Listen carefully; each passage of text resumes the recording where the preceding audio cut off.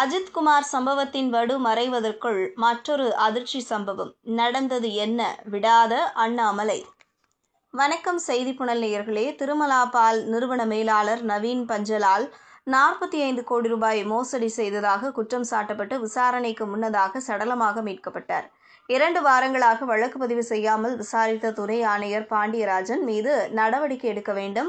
ஆந்திர மாநிலம் கிருஷ்ணா மாவட்டம் வையூர் கிராமத்தைச் சேர்ந்தவர் நவீன் பஞ்சலால். இவருக்கு திருமணமாகி குடும்பத்துடன் சென்னை புழல் அடுத்த கதிர்வேடு பிரிட்டானியா நகர் முதல் தெருவில் வசித்து வந்தார்.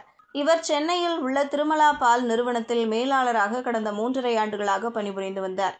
இந்த நிலையில் அண்மையில் திருமலா பால் நிறுவனம் அவர்களது நிறுவன வரவு செலவு கணக்குகளை சரிபார்த்து அதிர்ச்சி காத்திருந்தது.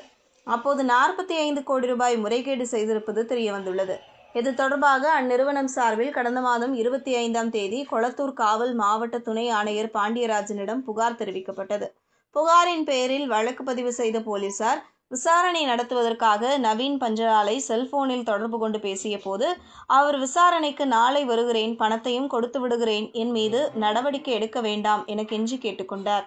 இது தொடர்பாக தமிழக பாஜக முன்னாள் தலைவர் அண்ணாமலை வெளியிட்டுள்ள எக்ஸ் தளத்தில் திருமலா பால் நிறுவனத்தின் கருவூல மேலாளராக பணியாற்றி வந்த நவீன் என்பவர் அந்த நிறுவனத்தில் பணம் கையாடல் செய்ததாக குற்றச்சாட்டு எழுந்ததை அடுத்து சென்னை கொளத்தூர் காவல் மாவட்ட துணை ஆணையாளர் பாண்டியராஜன் விசாரித்து வந்த நிலையில் சடலமாக மீட்கப்பட்டுள்ளார்.